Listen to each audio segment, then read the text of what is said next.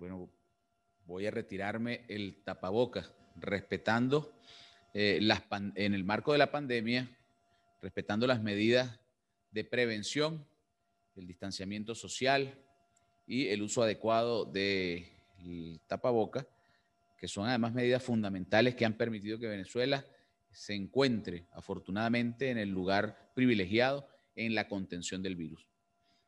Bueno, hoy el sistema de formación socialista del Partido Socialista Unido de Venezuela y el Centro de Altos Estudios de Investigación Bolivariano, CEIBA, ente adscrito al sistema de formación, tenemos el placer de continuar con el plan de formación a los candidatos y las candidatas del Partido Socialista Unido de Venezuela y del Gran Polo Patriótico.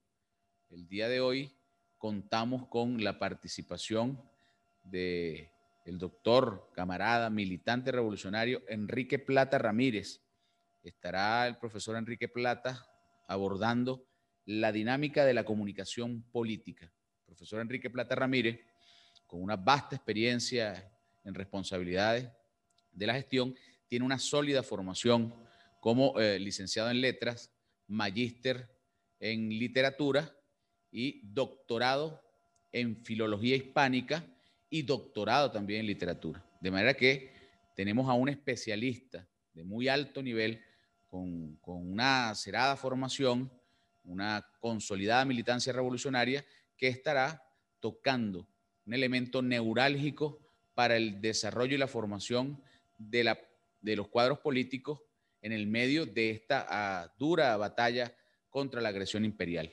La dinámica de la comunicación política. Dejamos con ustedes al compañero camarada Enrique Plata Ramírez. Pido disculpas y permiso para quitarme el tapaboca y poder asumir la actividad pedagógica de la mañana de hoy, de este día. El Sistema de Formación Socialista, el CEIBA, Centro de Altos Estudios e Investigación Bolivariana, continuando con el plan de formación a los candidatos y candidatas del PSUV y del Gran Polo Patriótico, los invito entonces para que continuemos con lo que hoy asumiremos como la dinámica de la comunicación política. Un ámbito introductorio. Me van a ver que voy a estar en la metodología que voy a asumir a partir de este momento, como es discurso, y vamos a estar hablando discursivamente, voy a estar leyendo, voy a estar explicando, haciendo alto. Tengo que decir que esto no es más que una introducción a la comunicación política, porque el tema, como el resto de los temas que está llevando adelante tanto el CEIBA como el Centro de Formación Socialista a nivel nacional, son demasiado amplios, dan para un doctorado, y nosotros en 40 minutos tenemos que tratar de resumir esto. Así que piensen ustedes que están en una clase doctoral y que ustedes deben continuar posteriormente esta investigación, este trabajo en perspectiva y en proyección en el tiempo, ¿sí? Tengamos en cuenta también que dentro de esta pauta debemos hacer hincapié desde lo que se nos ha dicho en muchísimos sentidos, como las palabras que nosotros debemos manifestar, sobre las cuales debemos hacer muchísimo hincapié en la denuncia, en la unión. Presten la atención a esto, ¿sí? En la denuncia, en la unión, en el rescate y en el cambio, porque son fundamentales si nosotros estamos considerando el análisis del discurso. Esta actividad del día de hoy yo le he denominado en sentido general glotopolítica, el consciente discurso político de un líder, y ustedes deben ser, hombres y mujeres, los próximos líderes que lleven adelante esta revolución adelante. Este discurso y esta propuesta es para ustedes. Por eso ustedes tienen que saber manejar lo que es el concepto como disciplina de estudio glotopolítica, glotis, ¿sí? Y política, unidas ambas, es decir, la conciencia de un discurso aplicado en la política con fines netamente políticos. Pero además vamos a estar dentro de lo que yo defino, por supuesto que siguiendo otros estudiosos que ya mencionaremos, como el sistema de los tejidos del discurso. Este es un material de casi 20 páginas y este material yo se lo voy a dejar aquí al CEIBA para que después Cuando ustedes estén interesados, pueden buscar aquí a las autoridades del CEIBE y solicitarles ese material para que ustedes ahonden en lo que nosotros hemos dicho, para que ustedes investiguen o vayan más allá con las distintas referencias a las cuales vamos a estar haciendo nosotros aquí hincapié constantemente, ¿sí? Entonces el material va a quedar aquí posteriormente. ¿Qué vamos a hablar? Discurso, análisis del discurso. Ese análisis del discurso se los voy a ejemplificar en la medida en que esté desmontando este mismo discurso que como ejemplo yo los estoy llevando adelante. Como dirigentes políticos, ustedes tienen que saber manejar todo discurso, el discurso en sentido general, pero el discurso en función política ustedes tienen que saberlo manejar y aplicar y saber cuándo debe ser utilizado, por ejemplo, en una entrevista radial, en una entrevista en la televisión o en la telemática, en las plataformas de lo que conforma hoy la telemática, es decir, las distintas redes sociales. No es igual. La estructura del trabajo que tenemos aquí adelante, si nos da tiempo, en estos 40 minutos lo abordamos. De todas maneras, les digo que aquí queda. Está en 4 partes estructurado. El primero, lo que es exactamente la lengua, el habla, el lenguaje, la palabra, el discurso, que puede ser lo esencial de todo. Luego pasaríamos a un segundo nivel, que es el de glotopolítica como tal, el discurso como esencia de todo lo político. Posteriormente, ese discurso de formación, ¿cómo lo utilizó el comandante presidente Hugo Rafael Chávez Frías y cómo en esas distintas vías, les mencionaba hace poco, cómo puede utilizar el discurso en los distintos medios, en las redes sociales o en los medios masivos de comunicación, radio, prensa, escrita y la televisión? Esta sería la estructura. La metodología, se los adelantaba un poco, es la lectura y la explicación. Partamos de algo que quiero que ustedes tengan claro. Como ustedes, como próximos líderes, como los líderes de este momento político que estamos viviendo, como los líderes que tienen la responsabilidad de iniciar el cambio en la Asamblea Nacional, en la próxima Asamblea Nacional, de rescatar esa Asamblea, de devolverle la soberanía, de iniciar todos los cambios y todos los procesos necesarios que necesita en la historia venezolana de este momento, ustedes tienen que saber manejar el discurso y saber a los distintos estratos a los que se deben dirigir, es decir, el discurso a veces en un nivel universitario, yo tengo que, por ejemplo, yo tengo que plantearlo completamente distinto a lo que yo voy a hablar en un programa de radio o en un sector al que yo vaya a visitar. Por ello debo tener en cuenta cuando me estoy dirigiendo etariamente, por edades y por grupos masculinos y femeninos, cuando me dirijo al conglomerado de las mujeres, cuando me dirijo a la juventud también, cuando me dirijo a los deportistas, cuando me dirijo a los distintos movimientos sociales. Es decir, tengo que saber identificar con quién estoy dialogando, con quién estoy conversando. En este sentido, reconozcamos algo. Como seres humanos, somos seres del discurso y para el discurso. Estamos conformados para el discurso. Y el ser humano tiene en todas partes, por lo menos de este planeta, existen 2 grandes discursos. Son los 2 grandes, los máximos discursos que pueden existir en el planeta entero. ¿Sí? El discurso numérico y el discurso verbal. Todo está resumido en esos 2 grandes discursos. A partir de esos 2 grandes discursos surgen infinidad de otros discursos, ¿sí? Ya los vamos a retomar entonces.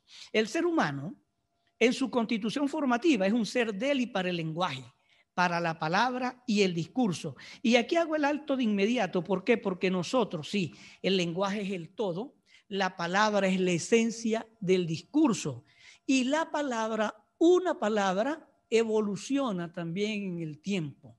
En el origen primigenio de las palabras, lo que hoy día nosotros consideramos que significa una palabra, en su carga semántica, en su resonancia, en el tiempo ha venido modificándose, cambiando. Si les pongo el ejemplo, a ustedes, a mí, a nosotros, nos suelen invitar a matrimonio, porque todavía hay gente muy valiente que se atreve a casarse.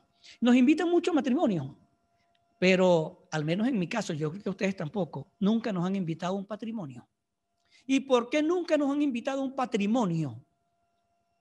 Porque el patrimonio son todos los bienes que tiene el padre, que se heredan desde el padre. En el matrimonio, y ojo con esto, estoy hablando del origen primigenio de la palabra, en el matrimonio no es el cruce de Aarón, no es la boda, lo que nos están diciendo. Matrimonio, en su primigenio sentido estricto de la palabra, lo que significa es la preparación de la mujer para ser madre. Por eso es matrimonio.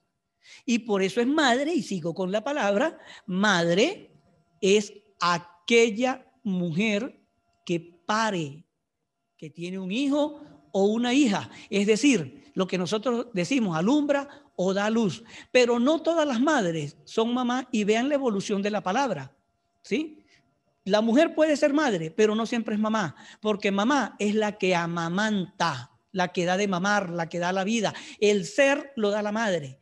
La vida, el alimento para la vida, el nutriente, lo da la mamá. Algunas son madres y son mamá a la vez, no todas.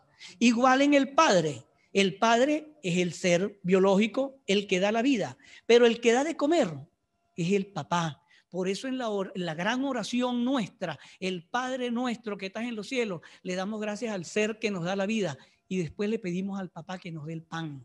El Padre es una clara manifestación de la evolución de la palabra evolucionando constantemente, y yo tengo que conocer esa evolución de la palabra. Otro ejemplo, y por eso decía aquí rapidito, si no me da tiempo, ustedes lo van a buscar posteriormente, digo en esta explicación. Por ejemplo, clarito, fíjense, hay una polémica que se ha sostenido en la tradición de la creencia religiosa cristiana, independientemente de que sea evangélica o católica. ¿A qué me refiero con esto? Al concepto de virginidad y de virgen. María, para los protestantes, evangélicos en sentido general, no es virgen, según ellos.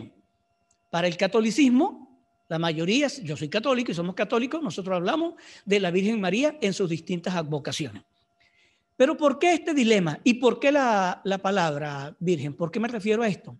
Porque en el primigenio sentido de la palabra virgen, lo que significa es la mujer que en su primer parto tiene un varón.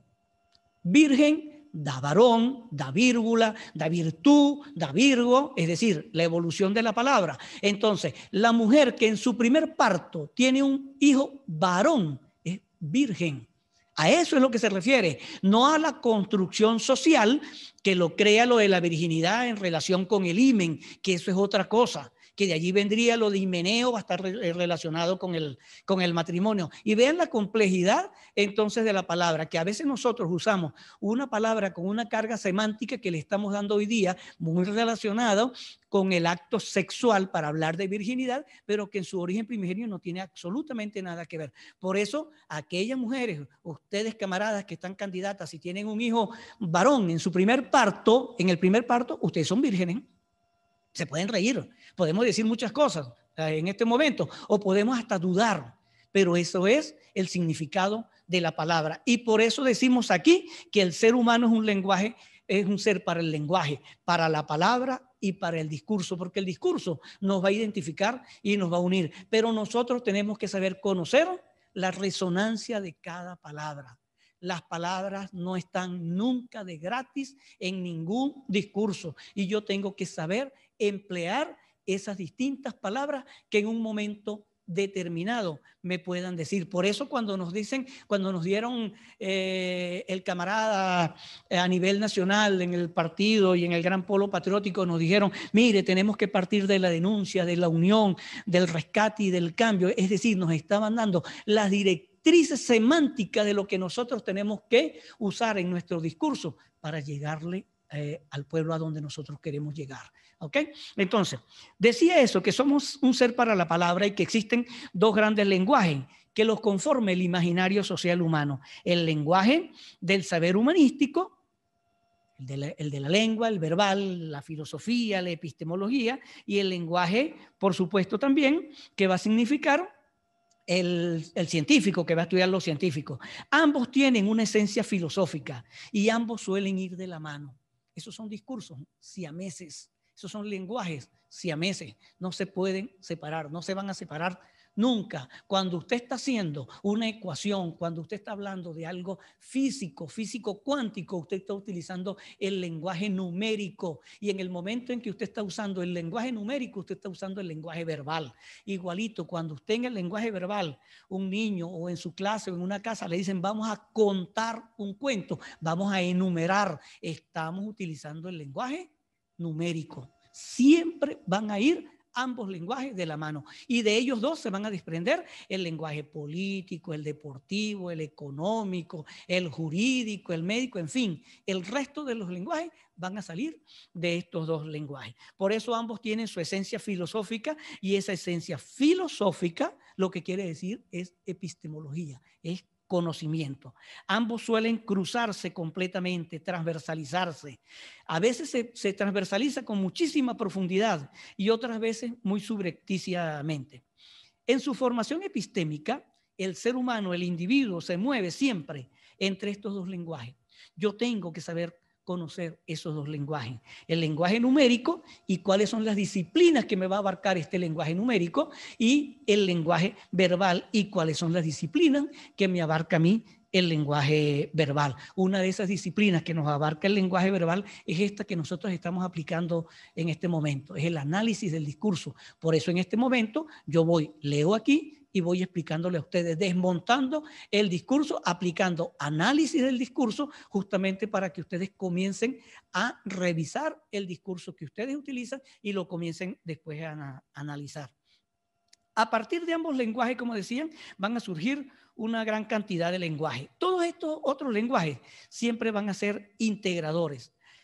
Fritjof Capra dice que en La trama de la vida, que es un libro extraordinario que ustedes deben conocer, dice que los científicos y los filósofos le han dado a todas estas complejidades distintos nombres. Esos nombres los podemos nosotros conocer como teorías del caos, teoría de lo fractal, teoría general de los sistemas, teoría del tejido de los discursos en nuestro caso en este momento, porque el discurso se va entretejiendo para yo saber decir lo que yo estoy diciendo. Son códigos, y en el momento en que yo estoy aplicando los códigos lingüísticos, quien me está escuchando está desentrañando ese código. A partir de la acción de su cerebro está desentrañando el mensaje que yo le estoy enviando. Por eso mi mensaje tiene que ser claro, tiene que ser preciso, y yo no puedo estar divagando cuando yo voy a enunciar cualquier acto que yo quiera decir o enunciar.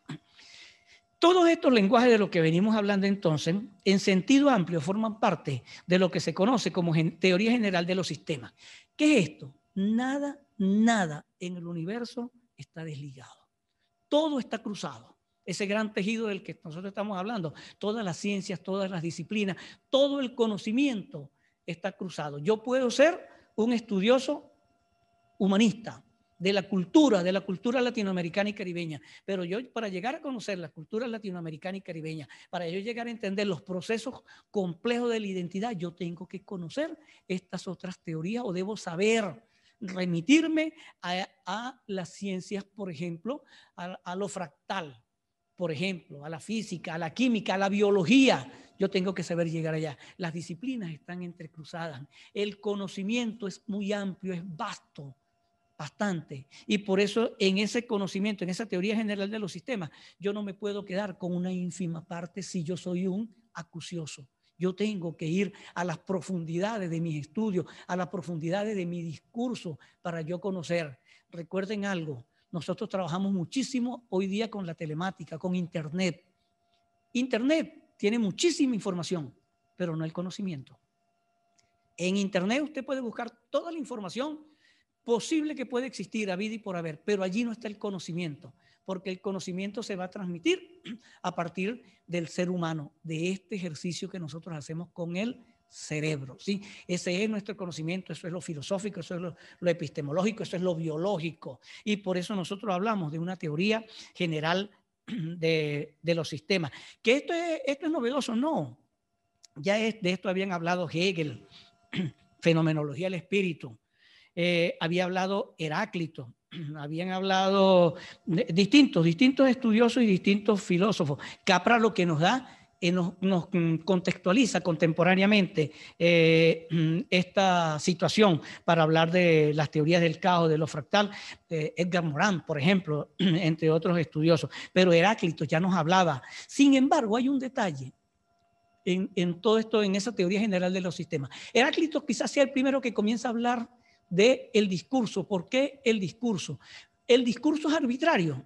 Cuando yo menciono, señalo algo, yo comienzo a identificar a ese algo. Y ese algo fue lo que Lucrecio nos dijo, que debe tener un nombre. Entre Heráclito y Lucrecio comienzan a darle el sentido de lo que debe ser el lenguaje. Fíjense, cuando yo comienzo a pensar en una silla, yo sé en mi imagen, de inmediato mentalmente, me formo una imagen de lo que es una silla. Una silla no puede ser una mesa. Una silla no es un sofá. La silla sirve para sentarse, sí, el sofá también. Pero una silla es una cosa y un sofá es otra cosa. Y una mecedora es otra cosa, aunque puedan cumplir una función parecida o cercana. Entonces, en el significado, cuando yo estoy hablando, le doy el significado, lo nombro, yo nombro el mundo a partir de la palabra, de inmediato le doy un referente que es una imagen, y ese referente y esa imagen es el mundo. Yo decía la silla, puede haber sido un árbol, y yo digo árbol y yo sé lo que significa el árbol, mentalmente dibujo el árbol, pero también digo la palabra, la persona, quién es la persona, a qué me estoy refiriendo, el nombre. Por eso es importante reconocer el papel que cada palabra cumple en una oración determinada, en un discurso determinado. Y por eso también el discurso tiene que ser claro. ¿Y por qué tiene que ser claro? Porque el discurso no es inocente, no lo olviden nunca. El discurso nunca es inocente. El discurso siempre cumple una función. Inicialmente señalar, sí. Inicialmente nombrar, sí. Pero el discurso cumple una función ideológica, siempre de formación, siempre de cuestionamiento. ¿Por qué? Recuerden que lo ideológico inicialmente no es más que un debate de ideas, inicialmente, luego voy a las profundidades. Entonces el discurso, ninguno es inocente. Yo tengo que saber utilizar mi discurso en un momento determinado cuando yo quiero ir hacia algo en específico, cuando yo quiero señalar o mostrar algo realmente. Por ello, se discute y se dice, a partir de lo que es la relación significado y significante, que los discursos no pueden ser nunca, y incluimos aquí los discursos pedagógicos. Por eso cuando nos hablan de que nos están ideologizando en las escuelas a nuestros niños, sí, los estamos ideologizando. Pedagógicamente los estamos ideologizando porque los estamos enseñando a pensar. No los estamos politizando en el sentido politiquero partidista. No, eso es otra cosa. Los estamos ideologizando porque toda educación es ideologizante. Eso también es verdad y nosotros a eso no debemos tenerle miedo de rehuir al discurso, que a veces nos dicen, esta revolución que lo que quiere es ideologizar a la gente. Claro, pero lo hicieron en la Cuarta República, exactamente lo mismo, porque la educación de la Cuarta República estaba prevista, además, para formar un grupo, no a todo el mundo. Recuerden que no todo el mundo podía entrar en la universidad, no tenía acceso. Entonces, aquellos que no podían ir tenían que ser formados, ideologizados para trabajar en la fábrica, en una empresa, en los términos medios y no para desarrollarse o no para pensar. El discurso pedagógico, como todo discurso, también es ideologizante. Que los textos, y en este sentido nosotros cuando utilizamos el discurso nos referimos a distintos textos y estudiosos que se han detenido en el análisis del discurso, pero cuando nosotros hablamos tenemos que saber que cada uno le da una interpretación a lo que estamos diciendo. Y sobre todo, si nosotros no ponemos orden en nuestros discursos. El discurso es algo complejo y va a representar el mundo que es muy heterogéneo, y el mundo heterogéneo es complejo, entonces yo tengo que saber representar el mundo. Cuando yo estoy dando un discurso, yo tengo que darle coherencia, y estoy dando mi verdad, no estoy hablando nunca de la verdad. Posiblemente la verdad no exista como tal, ¿sí? Tajante, firme, no, es mi verdad. Pero en el momento en que yo estoy hablando de la verdad, desde mi apreciación con mi discurso, yo tengo que saber fundamentar esa apreciación. Por eso cuando yo estoy hablando en mi discurso de la verdad, de ese cambio que necesita hoy la Asamblea Nacional Constituyente, es porque esa gente destruyó la soberanía que tenía que llegó a tener esa Asamblea Nacional. ¿Y cuándo comenzó a destruirlo? Desde el primer momento en que llegaron con un acto simbólico discursivo, semiótica del discurso, semiótica de la imagen. ¿Cuál fue ese acto? ¿Recuerdan ustedes cuando sacaron el cuadro de Simón Bolívar?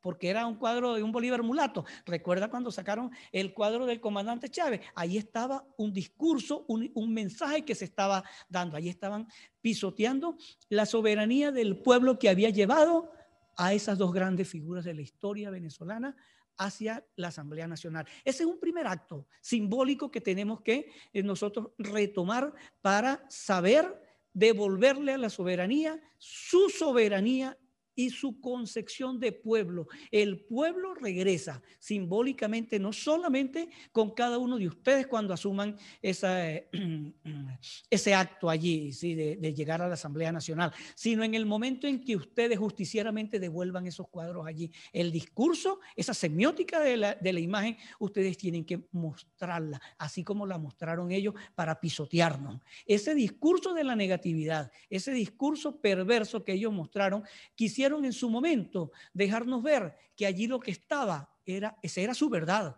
que allí lo que había era una chusma, que es como nos han identificado, y ese concepto nosotros tenemos que cambiarlo, porque nosotros somos pueblo, y es el pueblo lo que está llegando a la Asamblea Nacional, y es el pueblo lo que debe volver. Por eso nosotros en nuestra ratificación discursiva tenemos que hacer ver que sus errores cometidos constantemente a lo largo de estos 5 años no solamente fue sacar estos cuadros, que fue el inicio de su desbarajuste y el inicio de la venta, del negocio de nuestra soberanía, es la trampa con la que nos fueron engañando. Nunca mostraron sus rostros, jamás. En el 2015 llegaron a mostrar sus rostros, nos mostraban su discurso. ¿Y su discurso sobre qué se sostenía?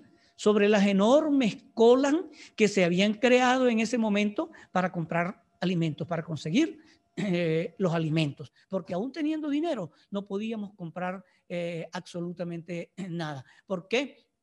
Porque no habían los productos, estaban escaseando los productos. ¿Y quién había escondido esto? ¿El gobierno le interesaba esconder los productos para que el pueblo no comiera? No, no mostraban el problema en sí. Se acusaba de la carencia de alimentos en ese momento y de medicinas en ese momento, y se acusaba al gobierno cuando eran ellos quienes habían provocado la situación. Es decir, no íbamos al fondo del discurso, sino que mostrábamos la superficie. Ellos mostraban la superficie. Nosotros tenemos que mostrar ese discurso engañoso que ellos tuvieron en un momento determinado. Nos engañaron, nos hicieron una celada con la trampa de la última cola, creyendo que con eso y le funcionó en su momento, porque mucha de nuestra gente no quiso salir a votar.Nosotros tenemos que salir a votar. Ustedes tienen que ayudar a convencer, nosotros también, al pueblo para que salgamos a votar, porque es un momento histórico y es un momento de libertad y de independencia, lo que nosotros queremos llevar ahorita en este momento, hacia lo que volvemos a la Asamblea Nacional, en ese proceso de cambio y de rescate. Es esto, es devolverle esa soberanía al pueblo que se perdió a partir de esas celadas que desde el 2015 comenzaron a meter. Desde antes, desde mucho antes, por supuesto que sí, ¿ok? Pero con su discurso manipulador, con su discurso que comenzó a crear fake news, lo que llamamos ahora fake news y posverdades, que ahí está, que es manipulación del discurso, que parte un poco de aquello que Goebbels decía: repite una mentira muchas veces y esa mentira será tomada como una verdad. Esa mentira de la última cola fue repetida, se tomó como una gran verdad, y fíjense a donde nosotros llegamos hoy día. Entonces, no es que vamos a hablar de la verdad, de mi verdad y de su verdad. No, es que vamos a mostrar la realidad del pueblo. Y para mostrar la realidad del pueblo, ustedes, nosotros todos tenemos que conocer al pueblo. Ustedes conocen al pueblo. Ustedes tienen que conocer el territorio, la gente de su territorio, por donde ustedes están optando a ser y a ganar próximamente a la Asamblea Nacional. Si ustedes van por un circuito, ustedes tienen que conocer a la gente de ese circuito, a la sociedad de ese circuito, las carencias que tienen en ese circuito, que necesitan en ese circuito. No para ir, y ojo con esto porque es un error enorme, no para ir a repartirles mortadelas ni bolsitas de nada, que afortunadamente el camarada Diosdado Cabello llamó la atención sobre eso. No, porque ese es un discurso de la Cuarta República, esa es una imagen semiótica. de las carencias que teníamos en la Cuarta República que nosotros no debemos repetir. Debemos conocer las necesidades que tiene ese circuito por donde yo voy. Y si voy por el Estado, en lista por Estado, tengo que conocer el Estado. Y si voy por en lista nacional, debo conocer todo el territorio nacional. Así no me dé tiempo en estos momentos de visitarlo, pero yo debo conocer las distintas carencias y lo que el pueblo me está manifestando. Ese discurso, entonces, yo tengo que saberlo aplicar y emplear en un momento determinado, cuando ya me corresponda ir. Pero ¿cómo tengo que hacerlo? Les decía ahora rato, yo no puedo llegar de la misma manera que voy a hablar en un medio de comunicación, en una radio, en la televisión, cuando me entrevistan, yo no puedo estar hablando ni escribiendo exactamente igual por las redes sociales. No puedo. Primero porque las redes sociales son más breves y el discurso es escrito, puedo grabar también y tengo que saber lo que voy a grabar y lo que voy a decir.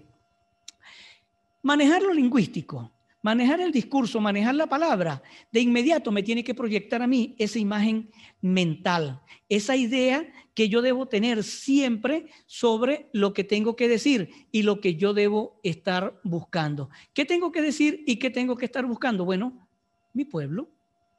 No tengo más nada que ir, yo no tengo que ir lejos a ningún otro lado, sino conocer las necesidades de mi gente. El camarada César Carrero tiene un programa en este sentido de análisis discursivo, que es el 5, creo que se llama así, en donde está muy bien explicitado esto. Tomemos ese modelo que se tiene allí, porque ¿qué me está diciendo y qué me está poniendo sobre el tapete? Me está diciendo cuáles son las necesidades que yo tengo como pueblo en una comunidad determinada, en el Guárico, en el Zulia, en Mérida, pero en Mérida las necesidades que yo pueda tener en toda el área panamericana quizás sean distintas a lo que tenga en el Páramo o en los pueblos del sur. ¿Cómo conozco yo eso? Conociendo a la comunidad, yendo allá. ¿Cómo voy a llegar a ello? A través de esto, del ejercicio de la palabra, con ese discurso, cuando yo me estoy dirigiendo a cada uno de ellos, entonces yo estoy primero en un intercambio que ahorita es difícil por lo de la situación de la pandemia, pero de alguna manera nos ingeniamos. Yo tengo que recoger toda la información que mi pueblo, de mi sector me quiere decir, y a partir de allí comenzar a pensar en función de esa comunidad sobre la cual yo deseo trabajar y voy a trabajar en la Asamblea Nacional. Entonces, ¿qué tengo que comenzar a pedir y a manifestar y a tener claro? Que les decía que no pierdan de vista lo que es glotopolítica. ¿Por qué lo que es glotopolítica? Y les explico. Les decía inicialmente que es la glotis, de allí viene. Pero glotopolítica es una rama de la sociolingüística que se va a encargar del estudio del discurso político con función política en una determinada comunidad. Ustedes no van a estar haciendo ese estudio. En lo inmediato no, ustedes van a aplicar el estudio. El análisis del estudio lo deben tener cerca con la gente que los apoye a ustedes, los analistas de los discursos, como mi persona, como cualquier otra persona que se dedique a hacer el análisis de este discurso, ciertamente, sí. Pero ustedes tienen que conocer que es un discurso consciente, que es un discurso político que va en función de un objetivo. Es decir, si yo voy a ir a una determinada comunidad y yo sé que allí el problema fuerte que lo tenemos aquí en Mérida ahora, el circuito número 3, aquí en Mérida con el problema de la luz, que es terrible, hay una situación de fondo. Y yo tengo que conocer esa situación de fondo. Yo no voy a volver a decirle, mire, sí, tenemos un problema en la luz, vamos a ver cómo lo arreglamos y la cuestión. No, yo tengo que ir a decirle a esa gente, a este pueblo, qué es lo que está pasando con la electricidad. Sí, tenemos un bloqueo. ¿Cómo no? Tenemos un bloqueo. El presidente Maduro decía en estos días que teníamos fallas también en nuestras instituciones. Sí, y saboteo en nuestras instituciones. Pero ¿qué hay detrás de todo esto? Venezuela tiene los recursos para comprar lo que necesita para activar todo el sistema eléctrico nacional. Pero ¿qué sucede? Que las empresas que son europeas y estadounidenses no nos venden estos aparatos por el sistema del bloqueo. Entonces ahí hay algo de fondo. Yo tengo que ser preciso y conocer esa cuestión para saber decirle, mire, no tenemos esto porque la Siemens no nos vende el aparato que necesitamos para activar, por ejemplo, la Don Luis Zambrano, por ejemplo, ¿sí? ¿Y por qué no nos vende todo esto? Bueno, porque estamos sometidos a un bloqueo. Cuando yo comienzo a utilizar mi discurso con función política, entonces yo estoy usando esa glotopolítica. Es decir, yo tengo que ser consciente de lo que yo estoy haciendo y diciendo. No puedo elucubrar, no puedo ponerme a inventar. Y para llegar a esto, yo debo manejar el conocimiento, mi sistema de formación. Ustedes conocieron al presidente Chávez, al comandante Chávez. El comandante Chávez, en el tiempo en que estuvo en Yare, se formó leyendo, y a cada rato uno ve toda la formación que tiene, todos los libros que remite, filosofía, epistemología, química, biología, ciencias en sentido general. Se formó como un estadista. Nosotros, ustedes tienen que formarse como estadistas, porque ustedes van a estar en la Asamblea Nacional, y al ser estadistas ustedes tienen que conocer de todo. Una vez que ganen, ustedes no son diputados de un circuito, ustedes son diputados nacionales, y al ser diputados nacionales ustedes tienen que conocer la realidad del país, el contexto, por supuesto, local, la realidad del país y lo geoestratégico, lo geopolítico. Venezuela en el contexto del Caribe, Venezuela en América Latina y Venezuela en el mundo. Eso lo daban las lecturas y el discurso del presidente Hugo Chávez. Hay que leer muchísimo al comandante Chávez. Y luego, este discurso, ¿cómo lo voy a aplicar y cómo lo voy a mostrar? Sobre todo en estos momentos en que nosotros no podemos ir a visitar y nos hace falta abrazarnos con el pueblo y llenarnos de pueblo, mezclarnos con el pueblo, que es muy bueno, que en el momento en que podamos hacerlo, tenemos que hacerlo. Entonces yo tengo que valerme de las redes sociales, del Twitter, del Instagram, del Facebook. Llevemos allá, pero nuestro discurso no tiene por qué estar tampoco elucubrando, sino que yo tengo que estar mostrando lo que yo necesito mostrar en esencia de ese discurso. Les decía que aquí hay muchísimo, muchísimo más, y están una serie de autores que ustedes pueden luego consultar este trabajo a profundidad con las distintas líneas transversales que nos van a nosotros a llevar a lo que es el manejo del discurso político. Ustedes lo van a poder consultar aquí porque el trabajo va a quedar aquí en el Ceiba como tal, aquí en el Ceiba Mérida. Comiencen a pensar y a reflexionar qué buscan, qué queremos y qué pretendemos. Pero sobre todo una cosa, la unidad.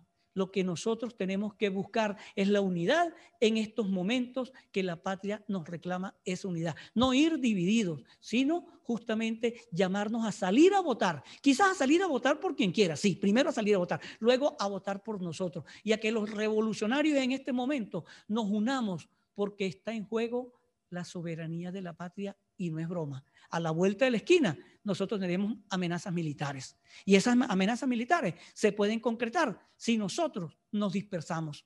Sun Tzu, piensen en Sun Tzu y piensen en todo lo que lo han dicho: divide y vencerás.